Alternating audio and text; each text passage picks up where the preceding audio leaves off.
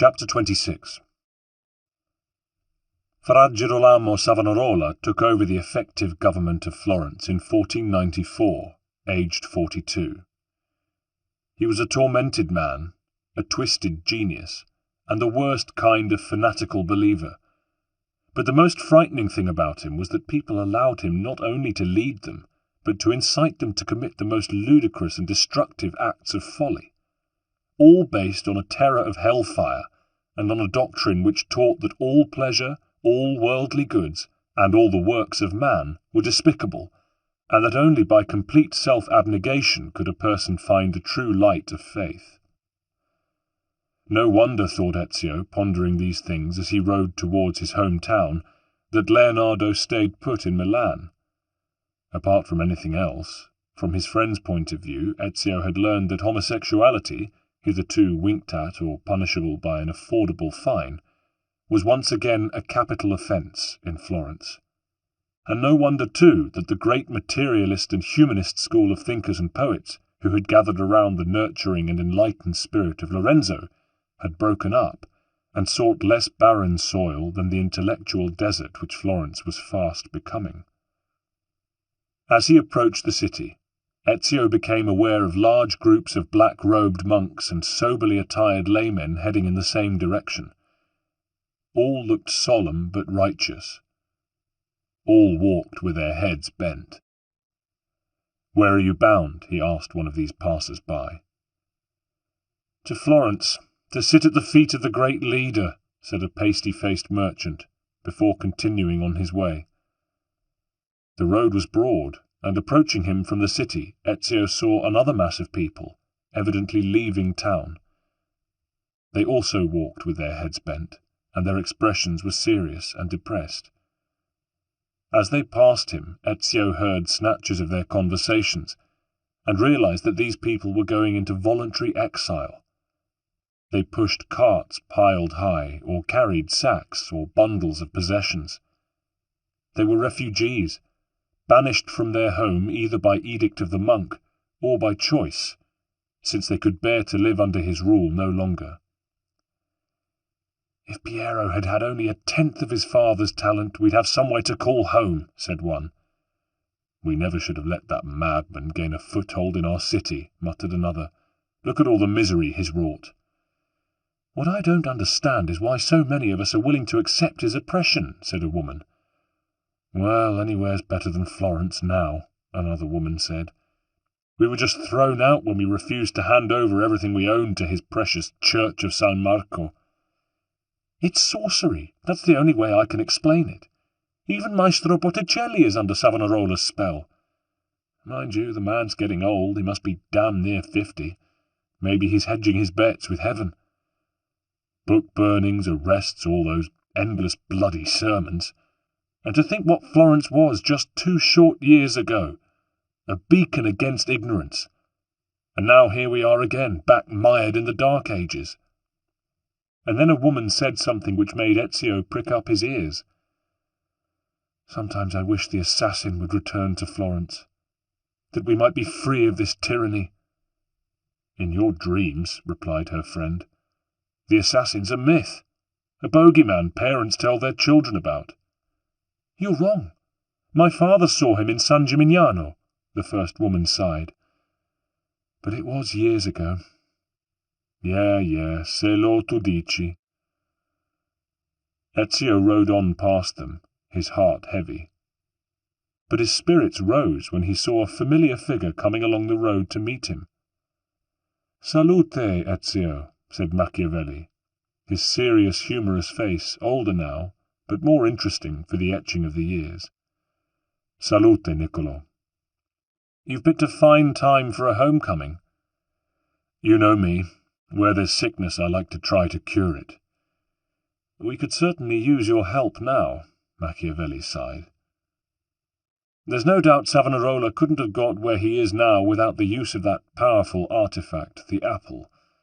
He held up his hand. "I know all about what has happened to you since last we met. Caterina sent a courier from Forli 2 years ago, and more recently one arrived with a letter from Piero in Venice. I'm here for the apple. It has been out of our hands far too long.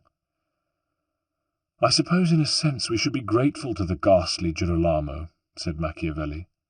At least he kept it out of the new Pope's hands. Has he tried anything? He keeps trying. There's a rumour that Alexander's planning to excommunicate our dear Dominican. Not that that'll change much around here. Ezio said, We should get to work on retrieving it without delay. The apple? Of course. Though it'll be more complicated than you might think. Ha! When isn't it? Ezio looked at him. Why don't you fill me in on things? Come, let's go back to the city. I'll tell you everything I know. There's little to relate. In a nutshell, King Charles VIII of France finally managed to bring Florence to its knees. Piero fled. Charles, land-hungry as ever, why the hell they call him the Affable is beyond me, marched on to Naples, and Savonarola, the ugly duckling, suddenly saw his chance and filled the power vacuum.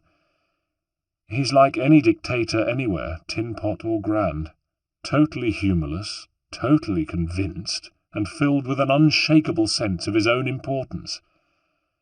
The most effective and the nastiest kind of prince you could wish for. He paused. One day I'll write a book about it. And the apple was the means to his end. Machiavelli spread his hands. Only in part. A lot of it, I hate to say, is down to his own charisma. It isn't the city itself he's enthralled, but its leaders, men possessed of influence and power. Of course, some of the Signoria opposed him at first, but now— Machiavelli looked worried. Now they're all in his pocket. The man everyone once reviled suddenly became the one they worshipped. If people didn't agree, they were obliged to leave. It's still happening, as you've seen today. And now the Florentine Council oppress the citizens and ensure that the mad monk's will is done. But what of decent, ordinary people? Do they really act as if they had no say at all in the matter? Machiavelli smiled sadly. You know the answer to that as well as I do, Ezio. Rare is the man willing to oppose the status quo. And so, it falls to us to help them see their way through this. By now the two assassins had reached the city gates. The armed guards of the city, like all police serving the interest of the state without reference to its morality, scrutinized their papers and waved them through, though not before Ezio had noticed another pack of them busy piling up the corpses of some other uniforms who carried the Borgia crest. He pointed this out to Niccolo. Oh yes, said Machiavelli. As I said, friend Rodrigo, I'll never get used to calling the bastard Alexander, keeps trying. He sends his soldiers into Florence, and Florence sends them back, usually in pieces.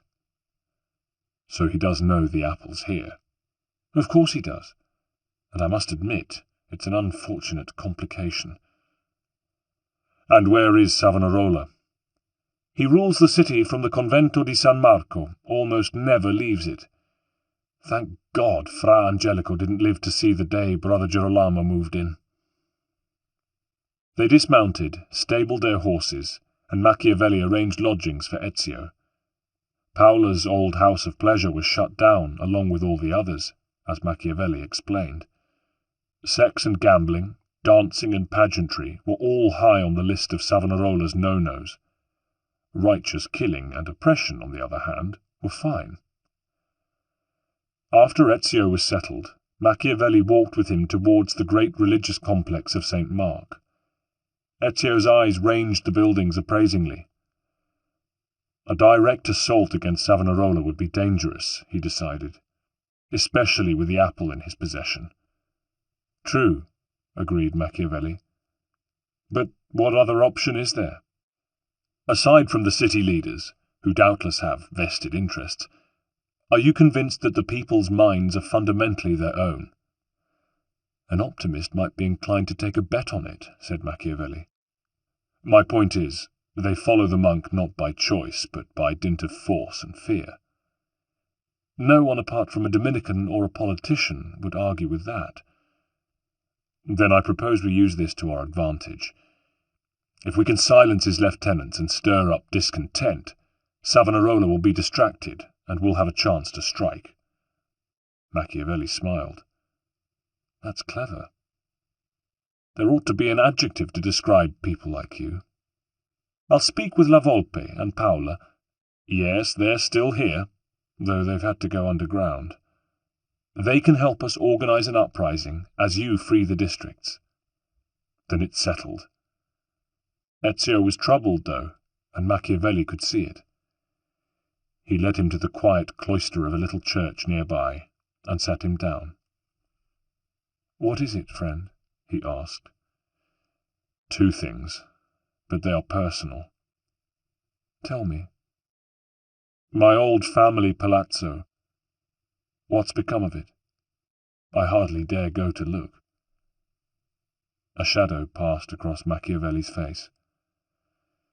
My dear Ezio, be strong.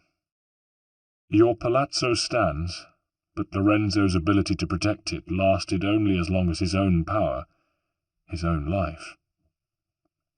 Piero tried to follow his father's example, but after he was kicked out by the French, the Palazzo Auditore was requisitioned and used as a billet for Charles's Swiss mercenaries. After they had moved south, Savonarola's men stripped it of everything that was left in it and closed the place down. Have courage. One day you will restore it. And Annetta? She escaped, thank God, and joined your mother at Monteriggioni. That, at least, is something. After a silence, Machiavelli asked, And what is the second thing? Ezio whispered, Christina. You ask me to tell you hard things, amico mio. Machiavelli frowned. But you must know the truth. He paused. My friend, she is dead. Manfredo would not leave as many of their friends left after the twin plagues of the French and Savonarola. He was convinced that Piero would organize a counter-offensive and get the city back. But there was an horrific night, soon after the monk came to power, when all those who would not voluntarily commit their belongings to the bonfires of the vanities which the monk organized to burn and destroy all luxurious and worldly things, had their houses ransacked and put to the torch. Ezio listened, making himself stay calm, though his heart was bursting. Savonarola's fanatics, Machiavelli went on, forced their way into the Palazzo d'Argenta. Manfredo tried to defend himself, but there were too many pitted against him and his own men, and Christina would not leave him. Machiavelli paused for a long moment, fighting back tears himself. In their frenzy, those religious maniacs cut her down too. Ezio stared at the whitewashed wall in front of him. Every last detail, every last crack, even the ants moving across it, all were thrown into dreadful focus. Chapter 27. How every hope of ours is raised in vain, how spoiled the plans we laid so fair and well, how ignorance throughout the earth doth reign, Death, who is mistress of us all, can tell. In song and dance and jousts some pass their days, some vow their talents unto gentle arts, some hold the world in scorn and all its ways, some hide the impulses that move their hearts. Vain thoughts and wishes, cares of every kind, greatly upon this erring earth prevail, in various presents after nature's law. Fortune doth fashion with inconstant mind, all things are transient here below and frail. Death only standeth fast for evermore. Ezio let the book of Lorenzo's sonnets fall from his hand. The death of Christina made him all the more determined to remove its cause. His city had suffered long enough under the rule of Savonarola. Too many of his fellow citizens, from every conceivable walk of life, had fallen under his spell, and those who disagreed were either discriminated against, driven underground, or forced into exile. It was time to act. "We have lost to exile many people who might have helped us," Machiavelli explained to him. "But even Savonarola's chief enemies outside the city-state, I mean the Duke of Milan and our old friend Rodrigo, Pope Alexander VI, haven't been able to dislodge him. And what of these bonfires? The most insane thing of all. Savonarola and his close associates organized groups of their followers to go from door to door, demanding the surrender of any and all objects they deemed to be morally questionable, even cosmetics and mirrors, let alone paintings, books considered to be immoral, all sorts of games, including chess, for God's sake, musical instruments, you name it. If the monk and his followers think they distract from their take on religion, they've been brought to the Piazza della Signoria, placed on huge bonfires, and burned." Machiavelli shook his head. "Florence has lost much of value and much of beauty in this way. But surely the city must be getting weary of this kind of behaviour." Machiavelli brightened. "That is true, and that feeling is our best ally. I think Savonarola genuinely believes that the day of judgment is at hand. The only trouble is, it shows no sign of coming, and even some who started out believing in him fervently are beginning to falter in their faith. Unfortunately, there are many of influence and power here who still support him without question. If they could be removed." So began for Ezio a frenetic period of hunting down and dispatching a series of such supporters, and they did indeed come from all walks of life. There were an artist of note, an old soldier, a merchant, several priests, a doctor, a farmer, and one or two aristocrats, all of whom clung fanatically to the ideas imbued in them by the monk. Some saw the folly of their ways before they died. Others remained unshaken in their conviction. Ezio, as he carried out this unpleasant task, was more often than not threatened with death himself. But soon the rumours began to filter through the city. Talk heard in the late hours, mutterings in illicit tavernas and back alleys. The assassin is back. The assassin has come to save Florence.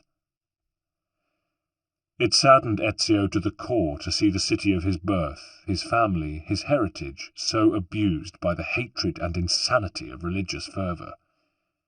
It was with a hardened heart that he plied his trade of death, a cold, icy wind cleansing the bastardized city of those who had pulled Firenze from her glory.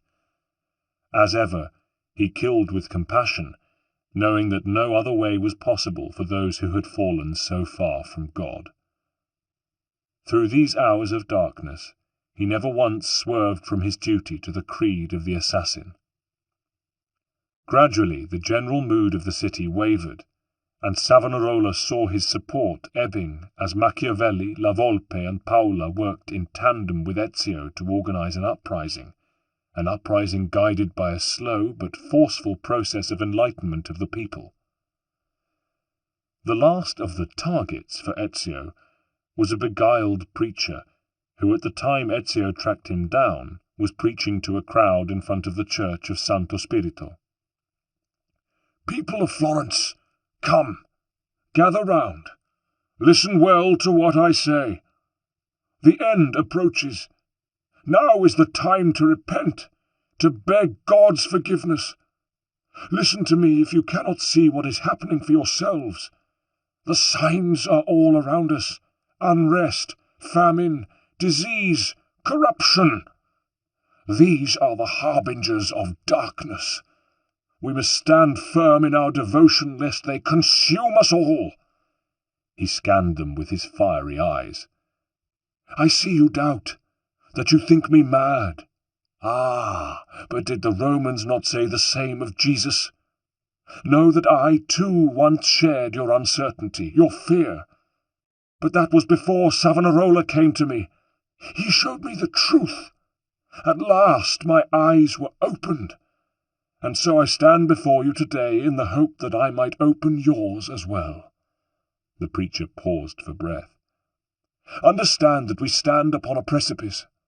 On one side, the shining, glorious kingdom of God.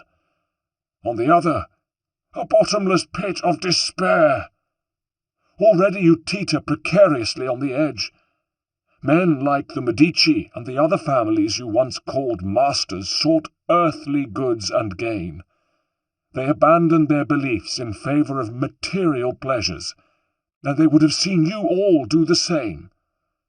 He paused again, this time for effect, and continued.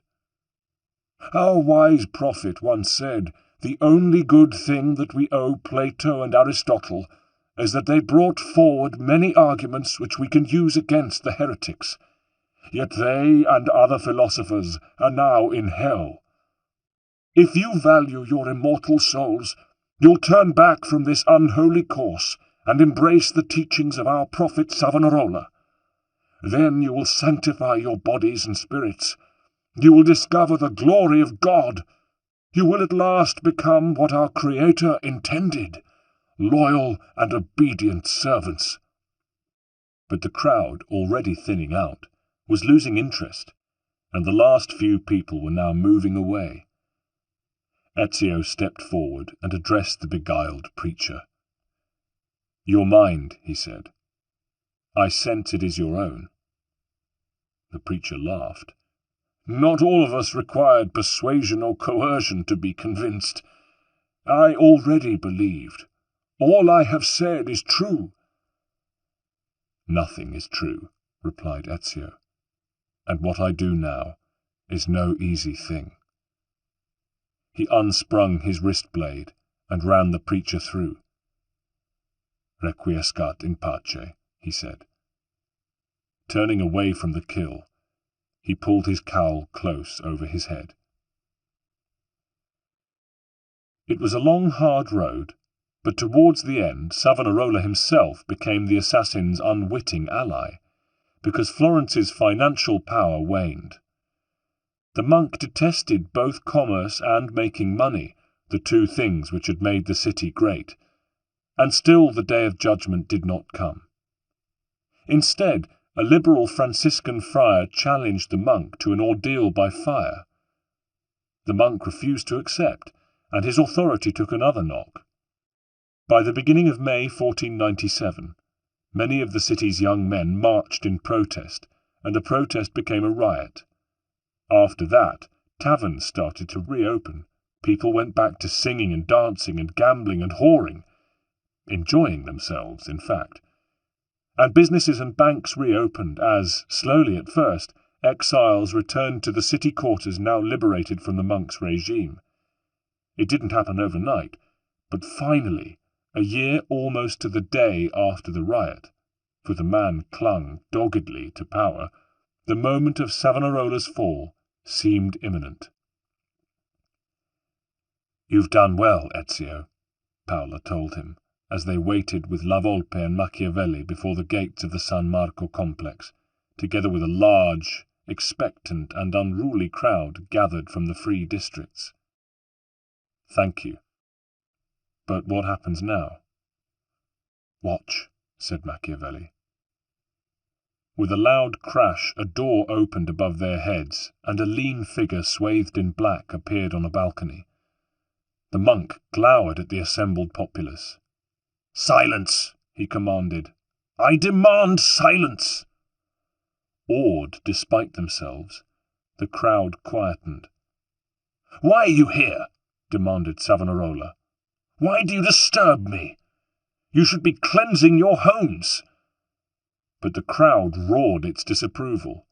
"Of what?" one man yelled. "You've already taken everything." "I have held my hand," Savonarola shouted back. "But now you will do as I command. You will submit." And from his robes he produced the apple and raised it high. Ezio saw that the hand which held it lacked a finger. Instantly, the apple started to glow, and the crowd fell back, gasping.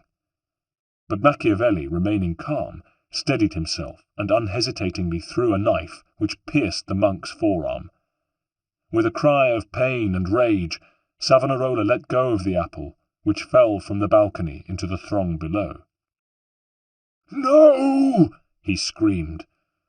But all of a sudden he seemed diminished, his demeanour both embarrassing and pathetic. That was enough for the mob. It rallied and stormed the gates of San Marco. "Quick, Ezio," said La Volpe. "Find the apple. It can't be far away." Ezio could see it rolling unheeded between the feet of the crowd.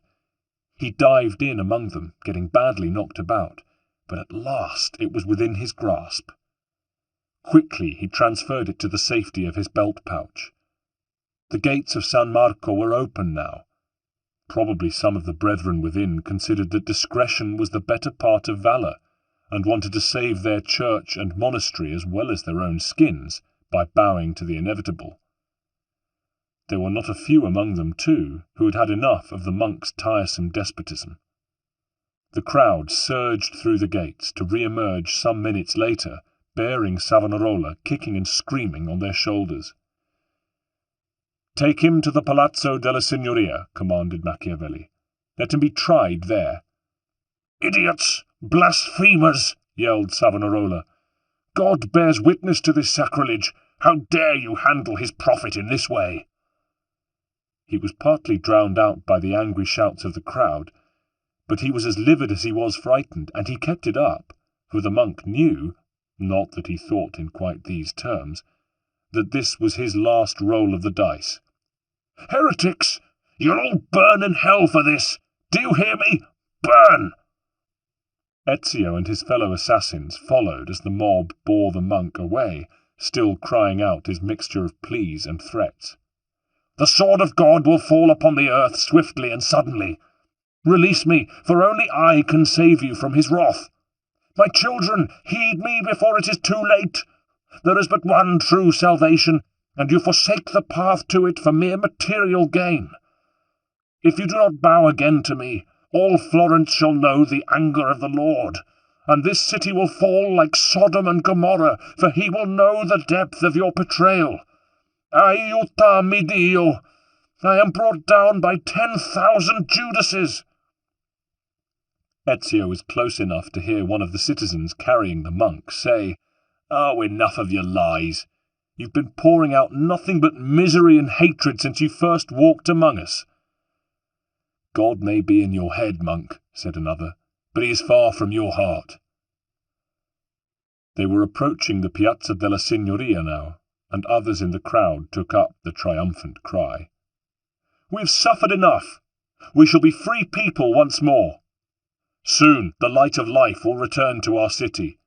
We must punish the traitor. He is the true heretic.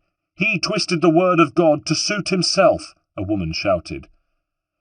"The yoke of religious tyranny is broken at last," another exclaimed. "Savonarola will at last be punished." "The truth illuminates us, and fear has fled," yelled a third. "Your words hold sway here no more, monk." "You claim to be his prophet, but your words were dark and cruel." "You called us puppets of the devil." "I think perhaps the true puppet was you." Ezio and his friends had no need to intercede further. The machinery they had set in motion would do the rest of their work for them.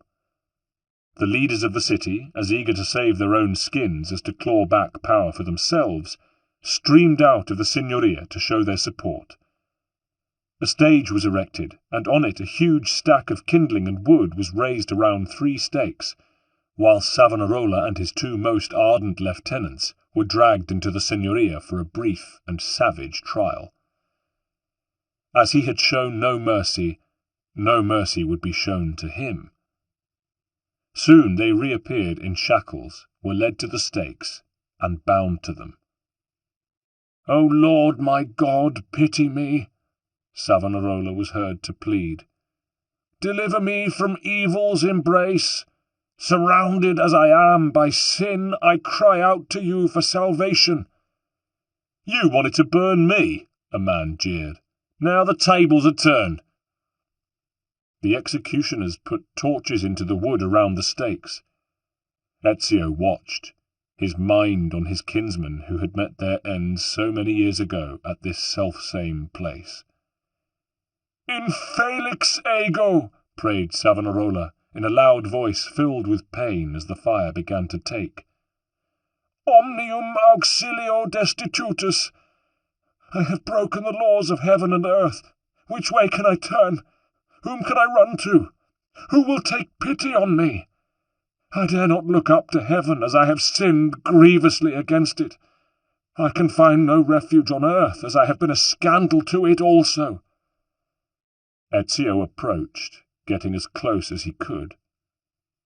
"Despite the grief he has occasioned me, no man, even this one, deserves to die in such pain," he thought.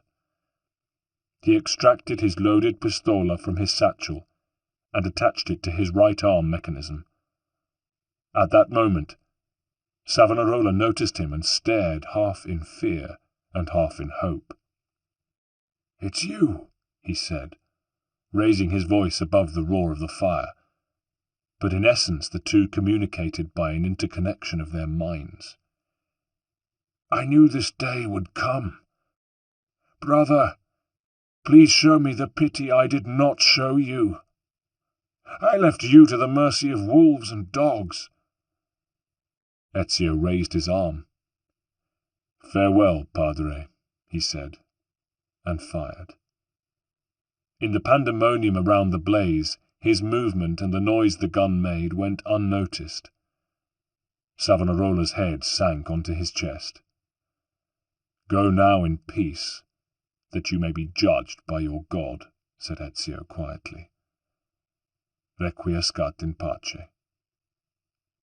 He glanced at the two lieutenant monks, Domenico and Silvestro, but they were already dead, their burst guts spewed out on the hissing fire. The stench of burnt meat was heavy in everyone's nostrils. The crowd was beginning to calm down. Soon there was little noise other than the crackling of the flames as they finished their work. Ezio stepped away from the pyres. Standing at a short distance, he saw Machiavelli, Paola, and La Volpe watching him. Machiavelli caught his eye and made a small gesture of encouragement. Ezio knew what he had to do. He mounted the stage at the far end from the bonfires, and all eyes turned to him.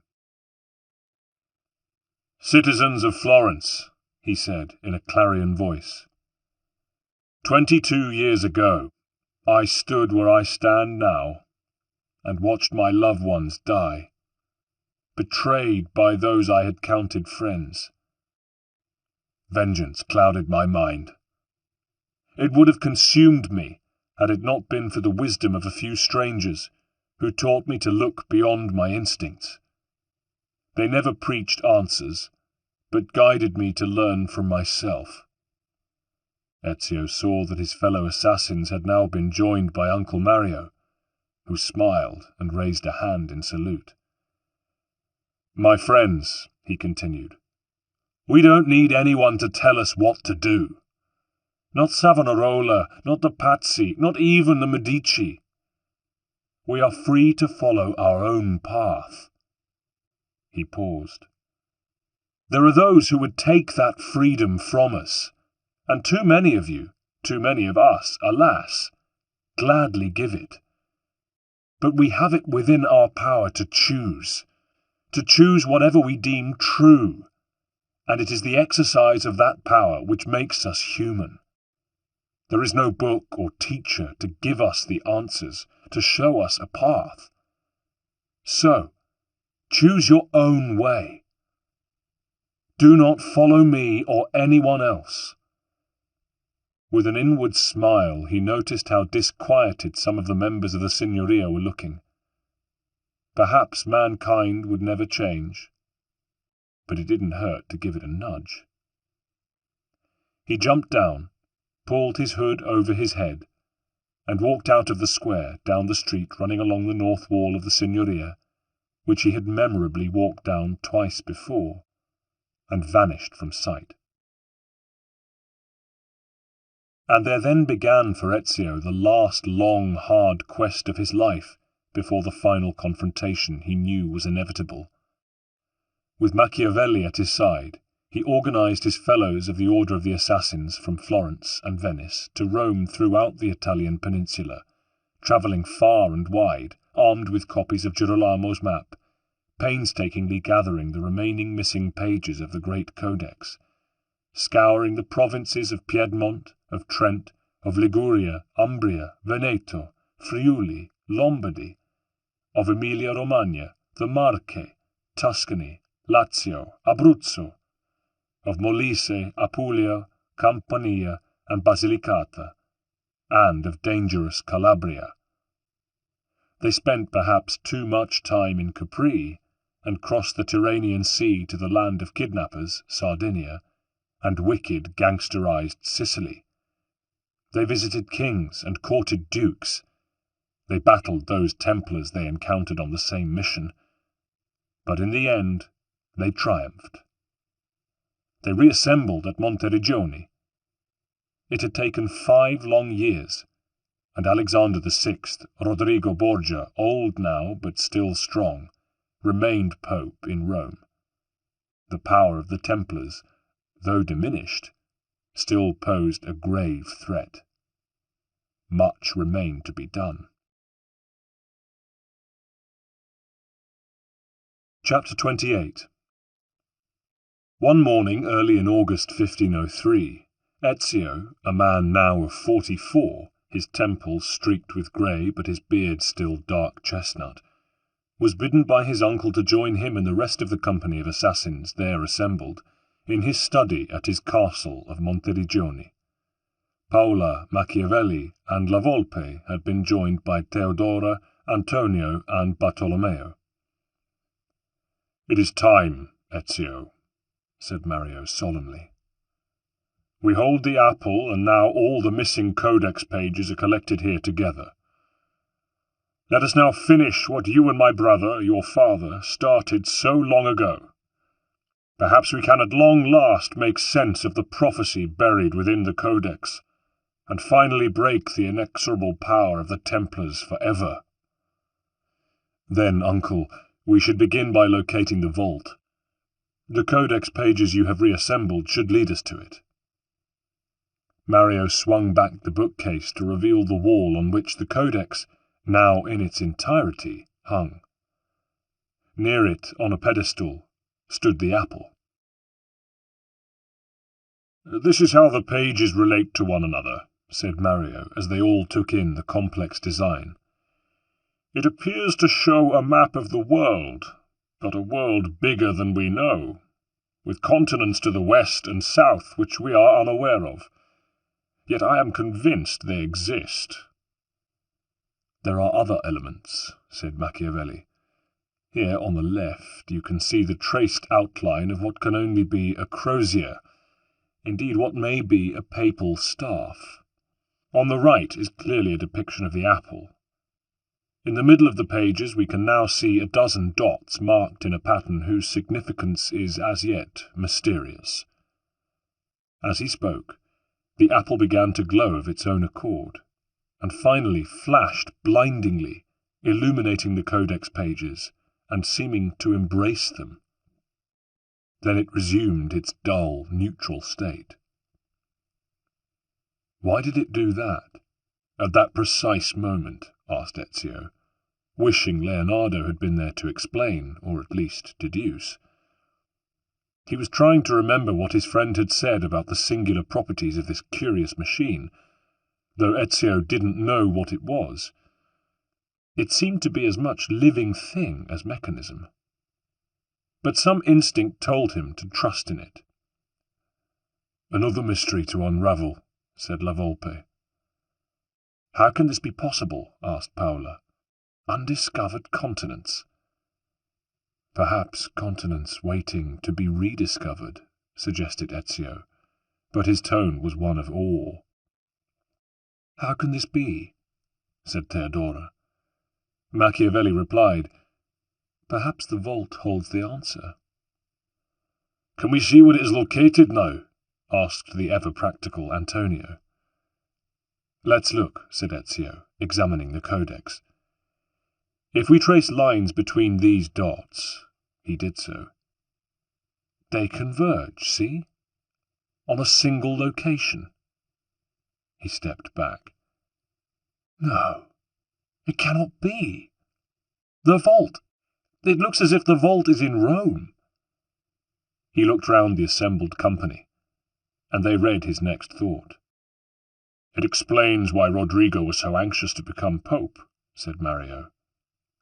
11 years he's ruled the Holy See, but he still lacks the means to crack its darkest secret, though he clearly must know he's at the spot itself." "Of course," said Machiavelli. "In a sense you have to admire him. He's not only managed to locate the vault, but by becoming pope he has control of the staff." "The staff?" said Theodora. Mario spoke. "The Codex always mentioned 2 pieces of Eden, that is, 2 keys. It can mean nothing else. One," he turned his eyes to it, "is the apple." "And the other is the papal staff," cried Ezio in realization. "The papal staff is the 2nd piece of Eden." "Precisely," said Machiavelli. "My God, you're right," Uncle Mario barked. He suddenly became grave. "For years, for decades, we have sought these answers." "And now we have them," added Paula. "But so too might the Spaniard," put in Antonio. "We don't know that there aren't copies of the Codex. We don't know that even if his own collection is incomplete, he nevertheless has enough information to—" He broke off. "And if he does, if he finds a way into the vault," he dropped his voice, "its contents will make the apple seem a trifling thing." "2 keys," Mario reminded them. "The vault needs 2 keys to open it." "But we can't take any risks," said Ezio urgently. "I must ride now to Rome and find the vault." No one disagreed.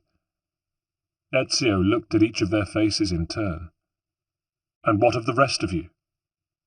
Bartolomeo, who had hitherto remained silent, now spoke, with less than his usual bluffness. "I'll do what I do best. Cause some trouble in the Eternal City, some uproar. Cause a diversion so you can get on undisturbed." "We'll all help make the way as clear as possible for you, friend," said Machiavelli. "Just let me know when you're ready, Nipote, and we'll all be behind you," said Mario. "Tutti per uno e uno per tutti." "Grazie, amici," said Ezio. "I know you'll be there when I need you. But let me carry the burden of this last quest. A lone fish can slip through a net that catches a shoal, and the Templars will be on their guard." They made their preparations fast, and soon after halfway through the month, Ezio, the precious apple in his custody, arrived by boat on the Tiber at the wharfs near the Castel Sant'Angelo in Rome. He had taken every precaution, but by some devilry or the astuteness of Rodrigo's ubiquitous spies, his arrival did not pass unnoticed, and he was challenged by a squad of Borgia guards at the gates to the wharfs. He would have to fight his way to the Passetto di Borgo, the half-mile-long elevated passage that linked the Castel with the Vatican. Knowing that time was against them, now that Rodrigo must know of his arrival, Ezio decided that a quick, precise attack was his only option. He sprang like a lynx onto the mantle of an ox-drawn cart that was taking barrels from the docks, and skipping on to the highermost barrel, he leapt up to an overhanging gantry. The guards watched open-mouthed as the assassin launched himself from the gantry, cloak billowing out behind him. Dagger drawn, he slew the Borgia sergeant atop his horse, and relieved him of his mount. The whole manoeuvre had unfolded in less time than it had taken for the remaining guards to draw their swords. Ezio, without looking back, rode off down the Passetto far faster than the Borgia uniforms could pursue him. As he arrived at his destination, Ezio found that the gate through which he had to enter was too low and narrow for a horseman, so he dismounted and continued through it on foot, dispatching the 2 men who guarded it with a single deft movement of his blades. Despite his gathering years, Ezio had intensified his training, and was now at the peak of his powers, the pinnacle of his order, the supreme assassin. Beyond the gate he found himself in a narrow courtyard, at the other side of which was yet another gate. It seemed to be unguarded, but as he approached the lever at its side, which he assumed would open it, a cry went up from the ramparts above, "Stop the intruder!" Glancing behind him, he saw the gate through which he had entered slamming shut. He was caught in that cramped enclave. He threw himself on the lever controlling the second gate, as the archers ranging themselves above him prepared to fire, and just managed to dash through it as the arrows clattered to the ground behind him. Now he was inside the Vatican, moving cat-like through its labyrinthine corridors, and melting into the shadows at the merest hint of now alerted guards passing, for he could not afford confrontation which might give his position away. He found himself at last in the vast cave of the Sistine Chapel.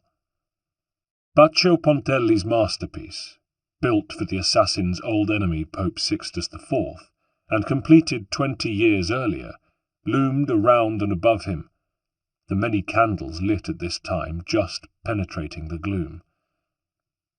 Ezio could make out wall paintings by Ghirlandaio, Botticelli, Perugino, and Rosselli. But the great vault of the ceiling had as yet to be decorated. He had entered by a stained-glass window which was undergoing repair, and he balanced on an interior embrasure overlooking the vast hall. Below him, Alexander VI, in full golden regalia, was conducting the Mass, reading from the Gospel of San Giovanni. In principio erat verbum, et verbum erat apud Deum, et Deus erat verbum. Hoc erat in principio apud Deum. Omnia per ipsum fact sunt, et sine ipso factum est nihil quid factum est. In him was life, and the life was the light of men, and the light shineth in the darkness, and the darkness comprehendeth it not. There was a man sent from God, whose name was John. The same came for a witness, to bear witness of the light, that all men through him might believe. He was not that light, but was sent to bear witness of that light. That was the true light, which lighteth every man that cometh into the world. He was in the world, and the world was made by him, and the world knew him not. He came unto his own, and his own received him not.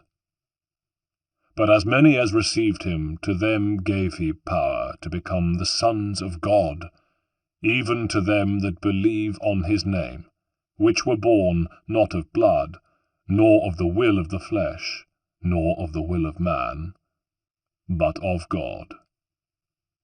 And the Word was made flesh, and dwelt among us, and we beheld his glory, the glory as of the only begotten of the Father, full of grace and truth. Ezio watched until the service came to its conclusion, and the congregation began filing out, leaving the Pope alone with his cardinals and attendant priests. Did the Spaniard know Ezio was there? Did he plan some kind of confrontation? Ezio did not know, but he could see that here was a golden opportunity to rid the world of this most menacing Templar. Bracing himself, He threw himself outwards and downwards off the embrasure to land close to the Pope in a perfect crouch, springing up immediately, before the man or his attendants could have time to react or call out, and driving his spring blade hard and deep into Alexander's swollen body. The Pope sank soundlessly to the ground at Ezio's feet, and lay still. Ezio stood over him, breathing hard. I thought I was beyond this. I thought I could rise above vengeance, but I can't. I'm just a man. I've waited too long, lost too much, and you are a canker in the world that should be cut out for everyone's good. Requiescat in pace, sfortunato.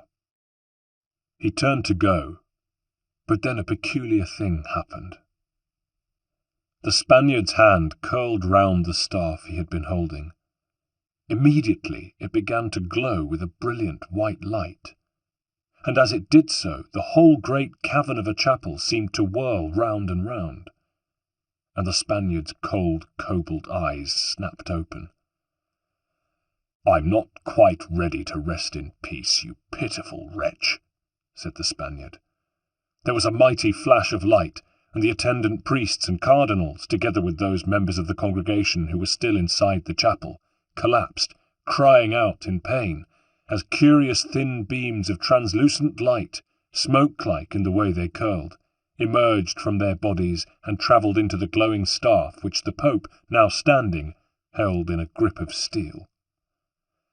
Ezio ran at him, but the Spaniard shouted, "No, you don't, assassin!" and swung the staff at him. It crackled in a strange way, like lightning, and Ezio felt himself thrown across the chapel, over the bodies of the moaning and writhing priests and people. Rodrigo Borgia rapped his staff briskly on the floor by the altar, and more smoke-like energy flowed into it and him from their hapless bodies. Ezio picked himself up and confronted his archenemy once more. "You are a demon," cried Rodrigo. "How is it that you can resist?" Then he lowered his eyes and saw that the pouch at Ezio's side, which still contained the apple, was glowing brightly. "I see," said Rodrigo, his eyes glowing like coals. "You have the apple. How convenient. Give it to me now." "Vai a farti fotere." Rodrigo laughed. "Such vulgarity! But always the fighter, just like your father. Well, rejoice, my child, for you will see him again soon." He swung his staff again, and the crozier's hook smashed against the scar on the back of Ezio's left hand. A shock thrilled through Ezio's veins, and he staggered back, but did not fall. "You will give it me," snarled Rodrigo, closing in. Ezio thought fast. He knew what the apple was capable of, and he had to take a risk now or die in the attempt. "As you wish," he replied. He withdrew the apple from his pouch and held it aloft. It flashed so powerfully that the entire lofty chapel seemed for a moment to be illuminated by bright sunlight, and when the gloom of the candlelight returned, Rodrigo saw 8 Ezios ranged before him. But he remained unruffled. "It can make copies of you," he said. "How impressive. Hard to tell which is the real you and which a chimera. But that'd be hard at the best of times, and if you think such a cheap conjuring trick is going to save you, think again." Rodrigo swung out at the clones, and each time he hit one, it vanished in a puff of smoke. The ghost Ezios pranced and feinted, lunging at the now worried-looking Rodrigo, but they could do no harm to the Spaniard other than to distract him. Only the real Ezio was able to land any blows, but they were minor glances. Such was the power of the staff that he was unable to get close enough to the vile Pope. But Ezio quickly realized that the fight was sapping Rodrigo's strength. By the time the 7 ghosts were gone, the repulsive pontiff was tired and out of breath. Madness imparts an energy to the body that few other things can, but despite the powers the staff imbued in him, Rodrigo was after all a fat old man of 72, and suffering from syphilis. Ezio put the apple back in its pouch. Breathless after the fight with the phantoms, the Pope sank to his knees. Ezio, almost equally breathless because his phantoms had necessarily used his energy to disport themselves, stood over him. Looking up, Rodrigo clutched his staff. "You will not take this from me," he said. "It's all over, Rodrigo. Put the staff down, and I will grant you a swift and merciful death." "How generous," sneered Rodrigo. "I wonder if you'd give up in such a supine way if things were the other way round." Summoning his strength, the Pope rose abruptly to his feet, at the same time slamming the foot of his staff against the ground. In the dimness beyond them, the priests and people groaned again, and new energy whipped from the staff against Ezio, hitting him like a sledgehammer and sending him flying. "How's that for starters?" said the Pope, with an evil grin. He walked over to where Ezio lay winded. Ezio started to take the apple out again, but too late, for Rodrigo crushed his hand with his boot, and the apple rolled away. The Borgia stooped to pick it up. "At last," he said, smiling. "And now, to deal with you." He held the apple up, and it glowed banefully. Ezio seemed as if frozen, trapped, for he was unable to move. The Pope leaned over him in fury, but then his expression calmed, seeing his adversary completely in his power. From his robes he drew a short sword, and, looking at his prostrate foe, stabbed him deliberately in the side, with a look of pity mingled with disdain. But the pain of the wound seemed to weaken the power of the apple. Ezio lay prone, but watched through a haze of pain as Rodrigo, thinking himself secure, turned and faced Botticelli's fresco of the Temptation of Christ. Standing close to it, he raised the staff. Cosmic energy arced out of it to embrace the fresco, a part of which swiveled open to reveal a secret door through which Rodrigo passed after casting one last triumphant look back at his fallen enemy. Ezio watched helplessly as the door closed behind the Pope, and only had time to fix the location of the door before he passed out. He came to, he knew not how much later, but the candles were burned low, and the priests and people had vanished. He found that although he was lying in a pool of his own blood, the wound Rodrigo had delivered had cut into his side and touched no fatal organ. He got up shakily, leaning against a wall for support, and breathing deeply and regularly until his head cleared. He was able to staunch his wound with strips torn from his shirt. He prepared his codex weapons, the double blade on the left forearm, the poison blade on the right, and approached the Botticelli fresco.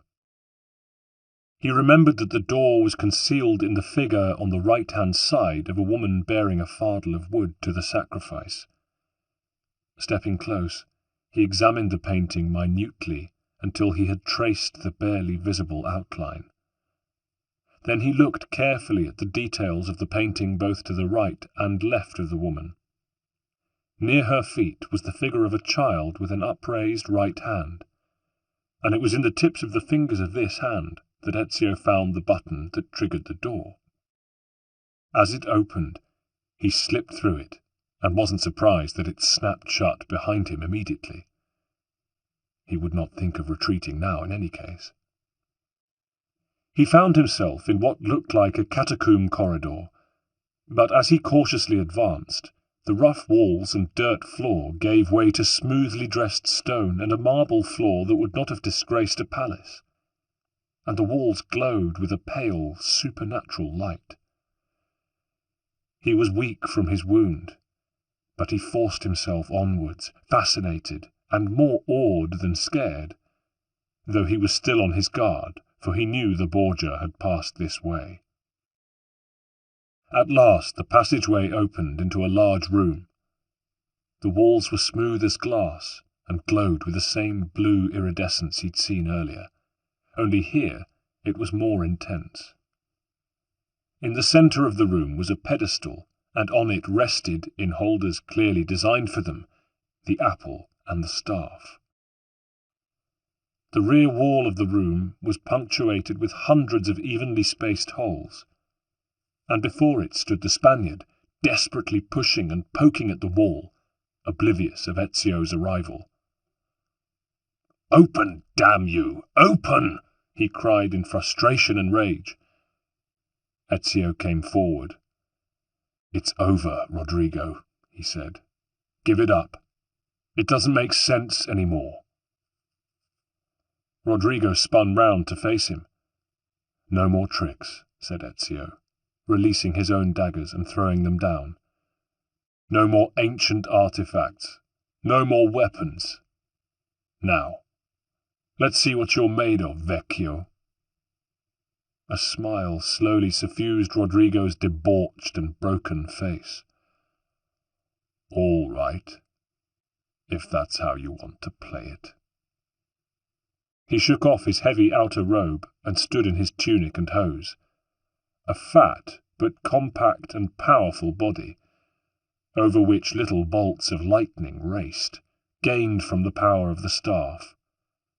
And he stepped forward and landed the first blow, a vicious uppercut to Ezio's jaw that sent him reeling. "Why couldn't your father leave well enough alone?" asked Rodrigo sorrowfully, as he raised his boot to kick Ezio hard in the gut. "He just had to keep pursuing it, though.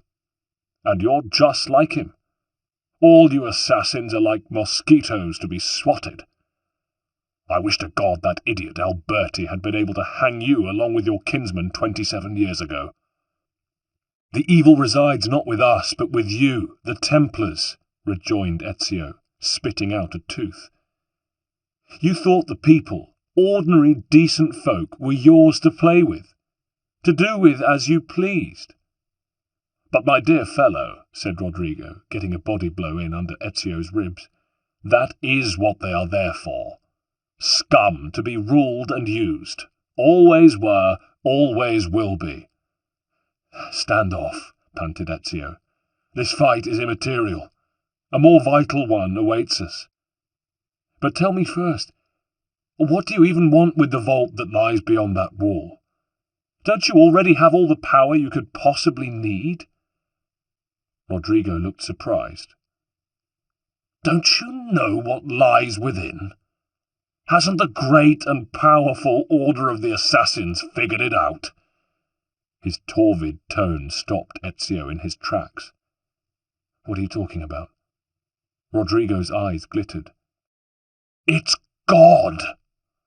It's God who dwells within the vault." Ezio was too astonished to reply immediately. He knew that he was dealing with a dangerous madman. "Listen, do you really expect me to believe that God lives beneath the Vatican?"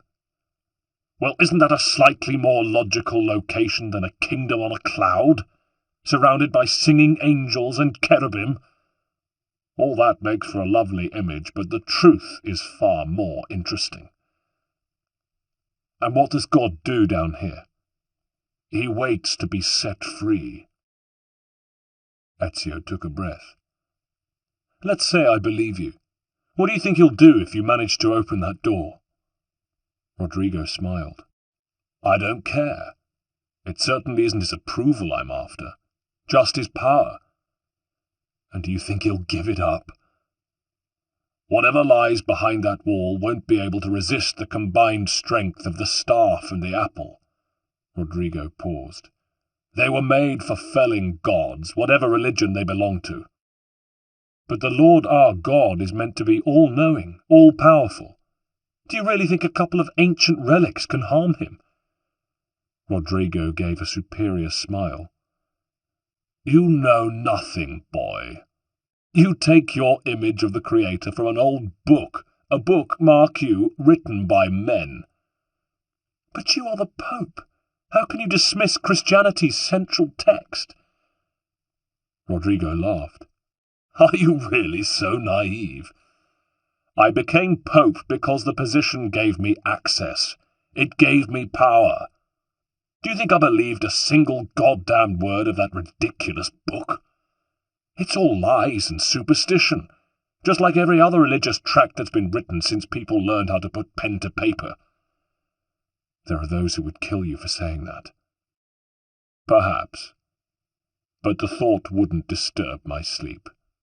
He paused. "Ezio, we Templars understand humanity, and that is why we hold it in such contempt." Ezio was speechless, but he continued to listen to the Pope's ranting. "When my work here is finished," Rodrigo went on, "I think my first order of business will be dismantling the Church, so that men and women may finally be forced to assume responsibility for their actions, and at last be properly judged." His face became beatific. "It will be a thing of beauty, the new Templar world, governed by reason and order." "How can you speak of reason and order," interrupted Ezio, "when your entire life has been governed by violence and immorality?" "Oh, I know I am an imperfect being, Ezio," simpered the Pope, "and I do not pretend otherwise. But you see, there is no prize awarded for morality. You take what you can get and hold on tight to it, by any means necessary. After all," he spread his hands, "you only live once." "If everyone lived by your code," said Ezio aghast, "the entire world would be consumed by madness." "Exactly. And as if it hadn't been already." Rodrigo jabbed a finger at him. "Did you sleep through your history lessons? Only a few 100 years ago or so, our ancestors lived in muck and mire, consumed with ignorance and religious fervour, jumping at shadows, afraid of everything. But we have long since emerged from that and become both wiser and stronger." Rodrigo laughed again. "What a pleasant dream you have! But look around you. You have lived the reality yourself, the bloodshed, the violence, the gulf between the rich and the poor, and that is only growing wider." He fixed his eyes on Ezio's. "There will never be parity. I've made my peace with that. You should too." "Never. The assassins will always fight for the betterment of humanity. It may ultimately be unattainable, a utopia, a heaven on earth, but with every day that the fight for it continues, we move forwards out of the swamp." Rodrigo sighed. "Sancta simplicitas. You'll forgive me if I've grown tired of waiting for humanity to wake up. I'm old, I've seen a lot, and now I've only so many years to live." A thought struck him, and he cackled evilly. "Though who knows? Perhaps the vault will change that, eh?" But suddenly the apple began to glow, brighter and brighter, until its light filled the room, blinding them. The Pope fell to his knees. Shielding his eyes, Ezio saw that the image of the map from the Codex was being projected on the wall, which was dotted with holes. He stepped forward and grasped the papal staff. "No!" cried Rodrigo, his claw-like hands futilely gripping the air. "You can't! You can't! It is my destiny! Mine! I am the prophet!"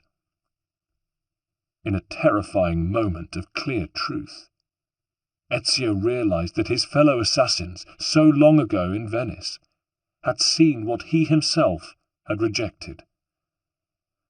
The prophet was indeed there in that room, and about to fulfill his destiny. He looked at Rodrigo, almost in pity. "You never were the prophet," he said. "You poor, deluded soul." The Pope sank back, old and gross and pathetic.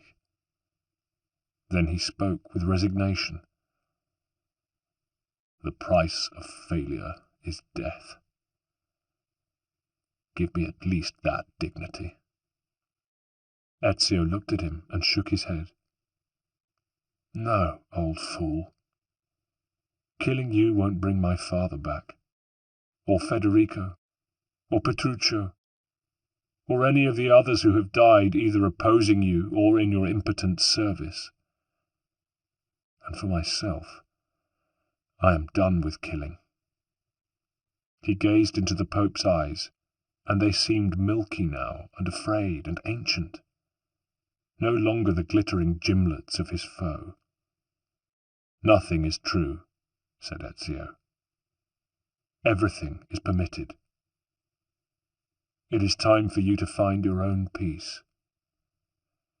He turned from Rodrigo and held the staff up to the wall, pressing its tip into a sequence of the holes spread across it, as the projected map showed him.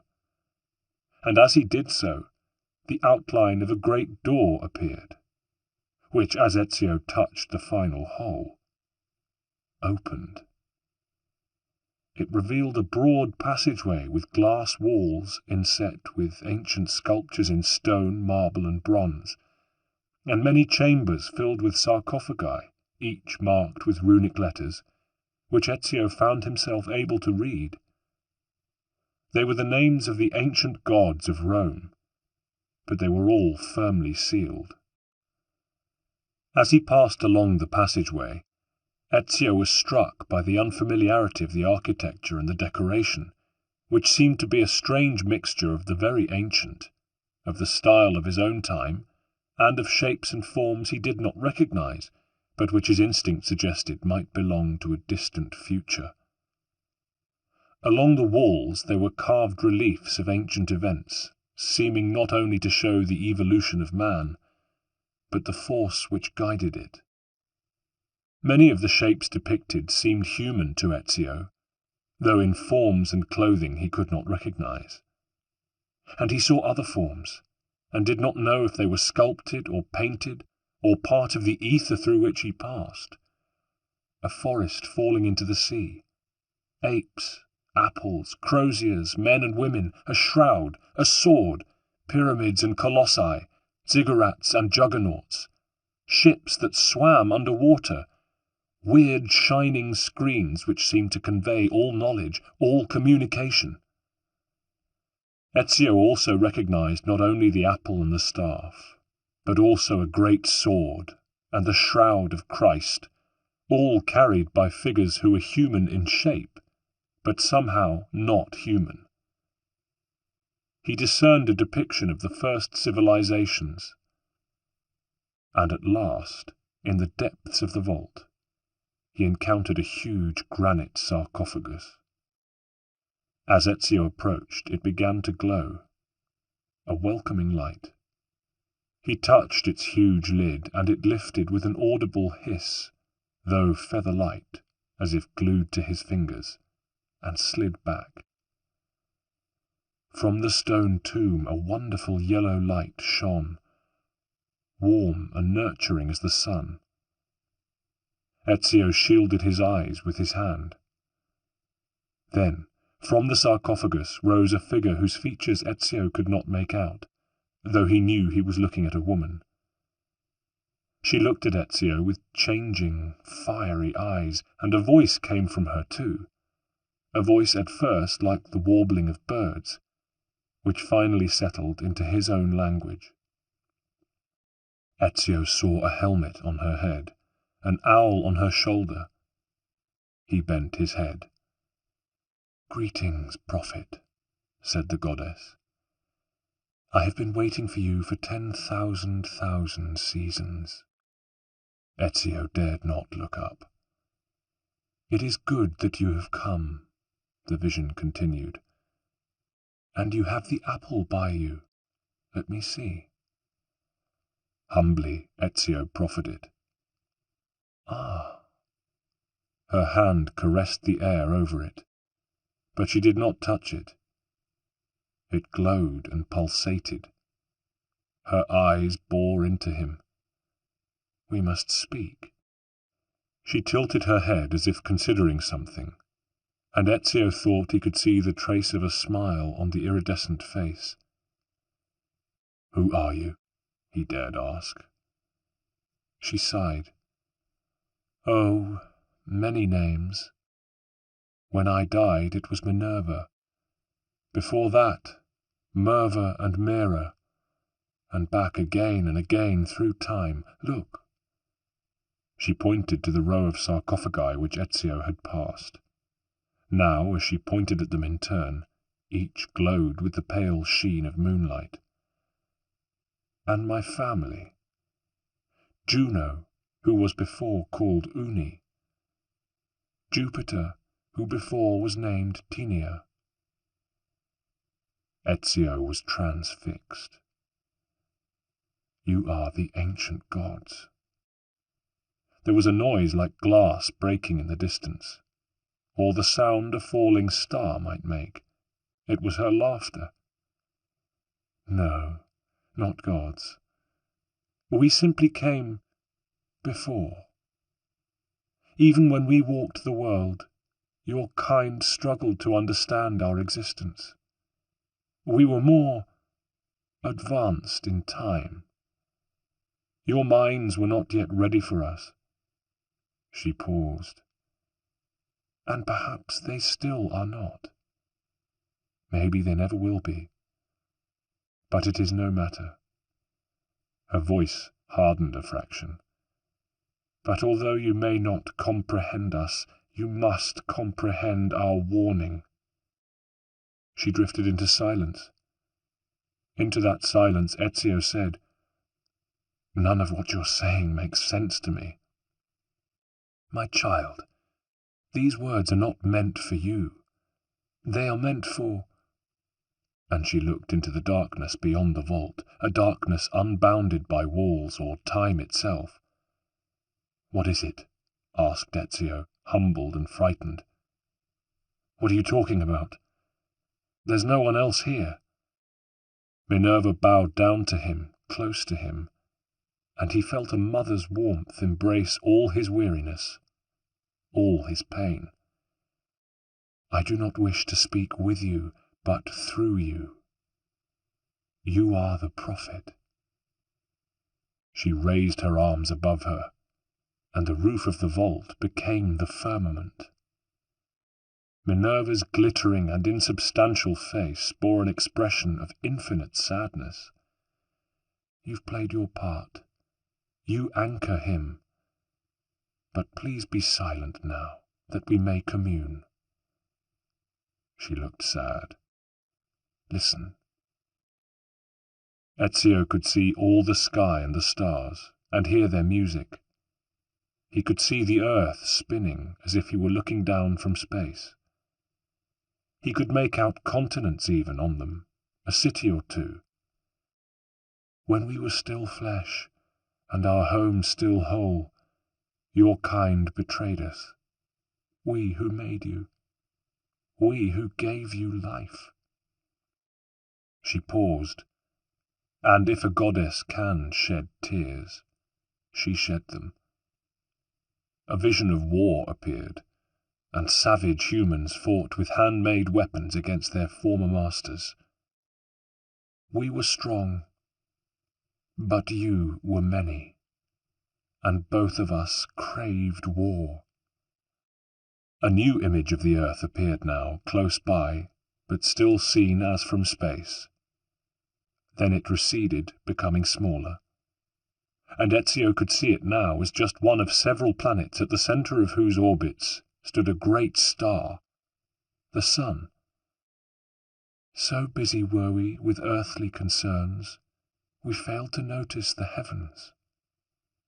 And by the time we did— As Minerva spoke, Ezio saw the sun flare into a vast corona, shedding unbearable light, light which licked the earth. "We gave you Eden, but we had between us created war and death and turned Eden into hell. The world burned until naught remained but ash, It should have ended then and there, but we built you in our image. We built you to survive." Ezio watched as, from the total devastation that seemed to have been wrought upon the earth by the sun, a single ash-covered arm thrust skyward from the debris. Great visions of a wind-swept plain swept across the sky, which was the roof of the vault. Across it marched people, broken, ephemeral, but brave. "And we rebuilt," Minerva continued. "It took strength and sacrifice and compassion, but we rebuilt. And as the earth slowly healed, as life returned to the world, as the green shoots thrust up out of the generous earth once more, we endeavoured to ensure that such a tragedy would never be repeated." Ezio looked at the sky again. A horizon. On it, temples and shapes, carvings in stone like writing, libraries full of scrolls, ships, cities, music and dancing, shapes and forms from ancient times and ancient civilizations he didn't know but recognized as the work of his fellow beings. "But now we are dying," Minerva was saying, "and time will work against us. Truth will be turned into myth and legend. What we built will be misunderstood. But Ezio, let my words preserve the message and make a record of our loss." An image arose of the building of the vault, and others like it. Ezio watched as if in a dream. "But let my words also bring hope. You must find the other temples, temples like this, built by those who knew how to turn away from war. They worked to protect us, to save us from the fire. If you can find them, if their work can be saved, then so too might this world." Now Ezio saw the earth again.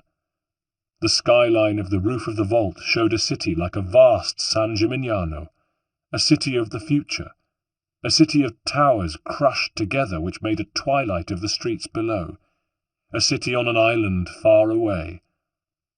And then all coalesced once more into a vision of the sun. "But you must be quick," said Minerva, "for time grows short.